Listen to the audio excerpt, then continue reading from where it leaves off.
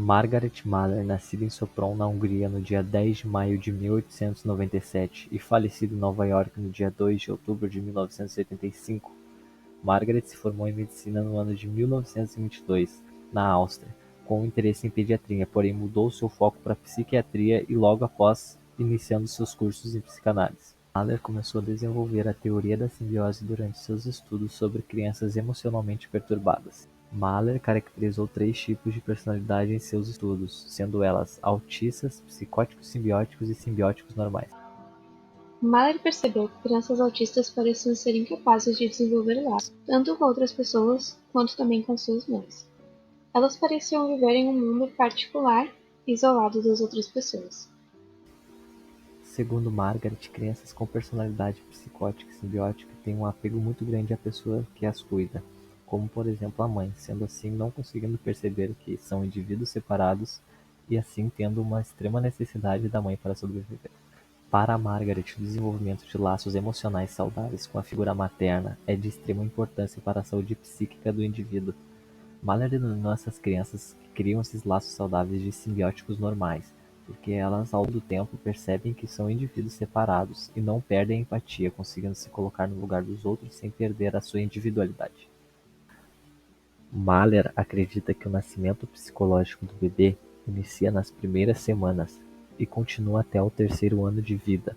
O nascimento psicológico do indivíduo, segundo Mahler, é o processo que individualiza a criança da mãe, criando seu próprio senso de identidade, e para isso o bebê tem que passar por 3 etapas, sendo elas o autismo normal, simbiose normal e separação e individuação. Para Margaret, a etapa do autismo normal ocorre entre o momento do nascimento e a 4ª semana de vida. É onde os fenômenos biológicos predominam os psicológicos. A criança parece estar em um estado de sonolência onde só acorda para a manutenção do seu equilíbrio fisiológico. O bebê nesta etapa não se dá conta da existência de outra pessoa, fazendo com que o contato com o seio da mãe seja uma relação sem objetos. Quando o bebê percebe que não pode satisfazer suas próprias necessidades, ele passa a reconhecer a figura materna e passa a estabelecer uma relação simbiótica com a mãe, chamado estágio simbiótico normal. Isso ocorre pela 4ª ou 5ª semana de vida e atinge seu auge pelo 4º ou 5º mês. As relações nessa etapa ainda não são de fato objetais. As relações externas ainda são pré-objetos. Mahler reconhece que esta relação não é realmente simbiótica, porque mesmo o bebê necessitando da mãe, a mãe não necessita do bebê em um todo. Sendo assim, a relação simbiótica nesse estágio, para Mahler, se dá nas trocas de sinais, como a alimentação, o segurar do bebê e o sorriso. A fase de separação e individuação surge por volta do quarto ou quinto mês de vida e se conclui por volta dos 3 anos de idade. A individuação é o processo que conduz o indivíduo à construção da sua identidade, ou seja, é a procura de particularidades e também da singularidade. Por ser um período que tem grandes mudanças, essa fase é dividida em 4 subfases.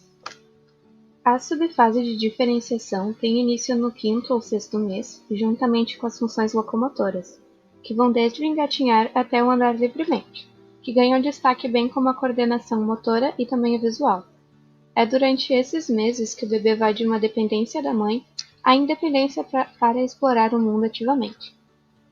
A subfase de treinamento é dividida em 2 partes. O treinamento que vai do 8º ao 10º mês é marcado pela habilidade inicial do bebê em se manter afastado da mãe, mas sem se desligar dela.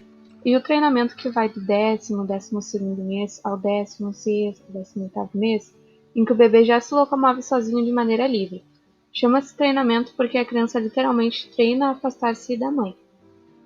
A subfase de reaproximação se inicia por volta do 15º mês e vai até os 2 anos de idade. A criança passa por um período em que o caminhar livre é importante por marcar o seu domínio sobre as suas vontades, mas traz consigo a ansiedade da separação. É um retrocesso que pode ser percebido em comportamentos, como uma diminuição sensível em sua capacidade de suportar a frustração.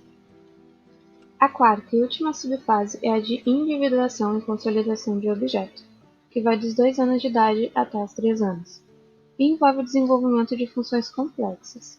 A comunicação verbal nessa fase evolui e substitui a comunicação primitiva das fases anteriores.